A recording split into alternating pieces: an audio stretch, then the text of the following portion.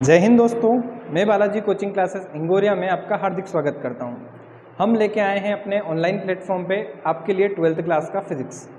अब हम फिजिक्स में पहला chapter electric field and charge पढ़ने वाले हैं। इसमें हमारा फर्स्ट टॉपिक रहेगा इलेक्ट्रिक चार्ज। जैसा कि हम सब जानते हैं इलेक्ट्रिक चार्ज होता क्या है। जैसे किसी भी अगर हम मेटल्स की बात करें या किसी भी मटेरियल की बात करें तो उसकी कुछ बेसिक प्रॉपर्टी उसके साथ में जुड़ी रहती है। जैसे किसी भी अगर ऑब्जेक्ट की बात करें, ये मार्कर है इन द सेंस, अगर इसको हम देखेंगे ध्यान से तो इसके अंदर क्या रहेगा, लेंथ रहेगी। इसके पास क्या है, इसका खुद का मास है। तो लेंथ और मास इसकी क्या है, बेसिक प्रॉपर्टी। जैसी बेसिक प्रॉपर्टी इसके साथ थी वैसी सेम प्रॉपर्टी एक और होती है जिसको अपन किस नाम से जानते हैं, इलेक्ट्रिक चार्ज के नाम कहते हैं हम विद्युत आवेश। इसका नाम अगर हम देखेंगे तो क्या आएगा, विद्युत आवेश। विद्युत आवेश जैसे दूसरे गुण होते हैं, जैसे द्रव्यमान हो गया, लंबाई हो गई, वैसे ही इसका एक और गुण होता है। ये जो चार्ज है ये होता क्या है, इसको समझते हैं। जैसे इसके पास लेंथ है तो लेंथ को हम क्या कर सकते हैं, महसूस कर सकते हैं। सेम चार्ज को भी हम महसूस कर सकते हैं। कैसे? जैसे चार्ज अगर किसी बॉडी में आया है तो वो क्या करता है, हल्की वस्तु को अपनी की प्रॉपर्टी किसी भी मेटल्स में आ जाती है तो करते हैं। दूसरी इलेक्ट्रॉनिक डिवाइस को हम चार्ज करते हैं। ये चार्ज का जो प्रोसीजर है कब आता है, जब हम देखते हैं कि एक बॉडी दूसरी बॉडी को अट्रैक्ट कर रही है। पर अट्रैक्ट करने के साथ साथ एक और प्रॉपर्टी जो उसके साथ में होती है वो ये है कि वो केवल हल्की वस्तु को अपनी ओर आकर्षित कर सकता है। समझना कि जैसे ये पेन है, ठीक है, अगर हम इसको बालों में रफ करेंगे और पेपर के छोटे से टुकड़े के पास ले जाएंगे तो ये छोटे से टुकड़े को अपनी ओर अट्रैक्ट कर लेगा। ये जो प्रॉपर्टी है क्या कहलाती है, चार्ज कहलाती है। पर क्या इस पेन को हम सिर में रफ करके मोटी सी किताब को उठा सकते हैं? तो आंसर आएगा नहीं। उठाया किसको जा सकता है, केवल इसको उठाया जा सकता है, पेपर के छोटे से टुकड़े को, ना कि मोटी बुक को। मतलब लाइट बॉडी को जो अट्रैक्ट करने की प्रॉपर्टी होती है वही क्या कहलाती है, इलेक्ट्रिक चार्ज। तो हम चार्ज पे आते हैं।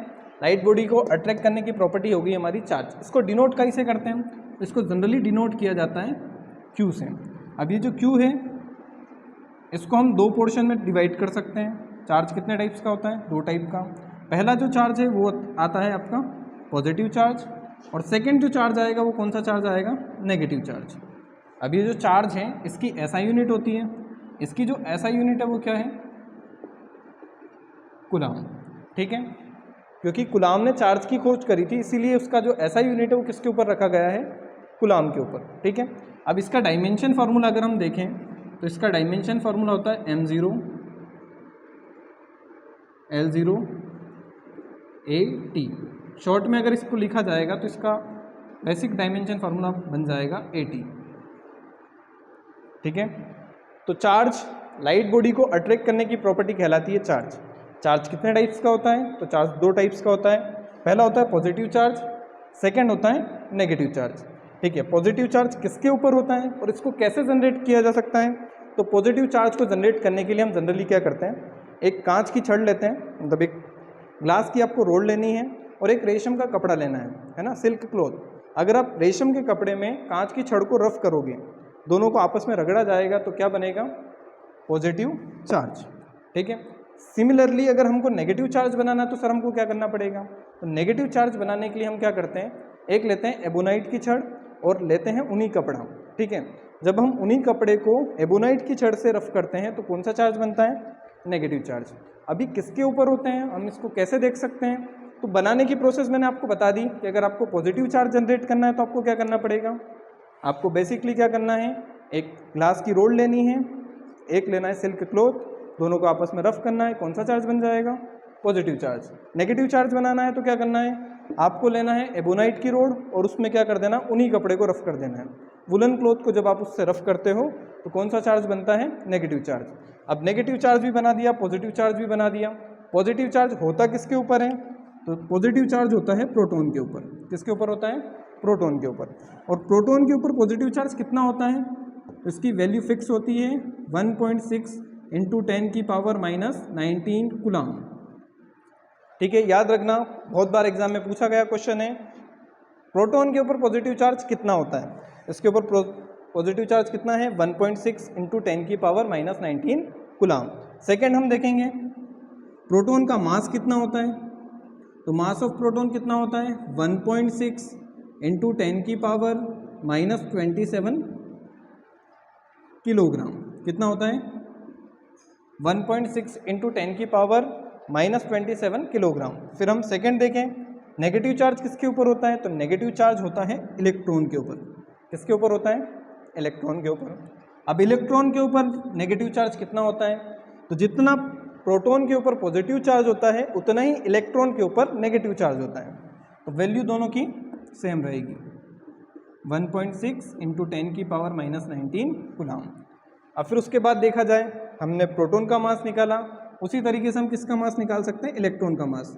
मास ऑफ इलेक्ट्रॉन कितना होता है 9.1 इंटू 10 की पावर -31 किलोग्राम।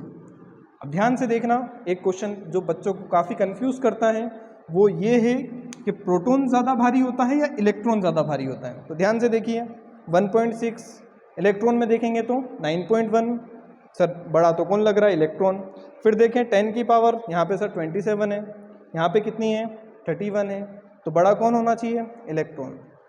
नहीं, यहाँ पे बड़ा कौन है, प्रोटॉन। क्योंकि देखिए ध्यान से, इलेक्ट्रॉन की जो पावर है वो काई में है, माइनस में, और प्रोटॉन की जो पावर है वो काई में है, ये भी माइनस में है, पर ये छोटी डिजिट है, और माइनस में जितनी छोटी डिजिट होती है वो उतना ही बड़ा नंबर होता है। इसमें मास किसका ज़्यादा है, प्रोटॉन का। तो हमने बेसिक चीज़ें बात करी आज चार्ज की, क्या कि चार्ज क्या होता है, तो लाइट बॉडी को जो अट्रैक्ट करने की प्रॉपर्टी होती है वो क्या कहलाती है, आपकी इलेक्ट्रिक चार्ज कहलाती है। ठीक है, अब चार्ज कितने टाइप्स का होता है, तो चार्ज बेसिकली 2 टाइप का होता है। कौन कौन सा, पॉजिटिव चार्ज और नेगेटिव चार्ज। पॉजिटिव चार्ज किसके ऊपर होता है, तो ये होता है प्रोटॉन के ऊपर। कितना होता है 1.6 इंटू 10 की पावर -19 कूलम। फिर हमने बात करी इसका मास कितना होता है, तो मास कितना होता है 1.6 इंटू 10 की पावर -27 किलोग्राम। ठीक है, फिर सेकंड हमने बात करी नेगेटिव चार्ज। नेगेटिव चार्ज किसके ऊपर होता है, तो ये किसके ऊपर होता है, इलेक्ट्रॉन के ऊपर। कितना होता है 1.6 इंटू 10 की पावर -19 कूलम। ठीक है, उसके बाद हम सेकंड देखते हैं, मास ऑफ इलेक्ट्रॉन कितना होता है 9.1 इंटू 10 की पावर -31 किलोग्राम। तो हमने इलेक्ट्रॉन प्रोटॉन का मास निकाल लिया। ठीक है, अब हमको ये भी पता चल गया है कि भारी कौन होता है, प्रोटॉन, हल्का कौन होता है, इलेक्ट्रॉन। तो जो भारी होगा वो ज़्यादा मूव करेगा, जो हल्का है वो ज़्यादा मूव करेगा। बेसिक सी बात है कि जिसका वजन कम रहता है वो ज़्यादा मोशन करता है। तो किसी भी सर्किट में अगर हम देखेंगे तो कौन मोशन करता है, इलेक्ट्रॉन मोशन करता है। जैसे हमने एटम का स्ट्रक्चर देखा 11th क्लास में, जिसमें क्या क्या था, तो सर हम देखेंगे तो सेंटर में तो हमको इलेक्ट्रॉन नहीं दिखा, सॉरी क्या दिखेगा हमको, सेंटर में दिखता है हमको प्रोटॉन। प्रोटॉन के आसपास कौन मूव करता है, इलेक्ट्रॉन। ठीक है, अब इलेक्ट्रॉन जो मूव करता है वो उसकी भी ऑर्बिट फिक्स रखी थी हमने, SPDF तक। ठीक है, तो बेसिकली मोशन कौन कर सकता है, इलेक्ट्रॉन। धन्यवाद।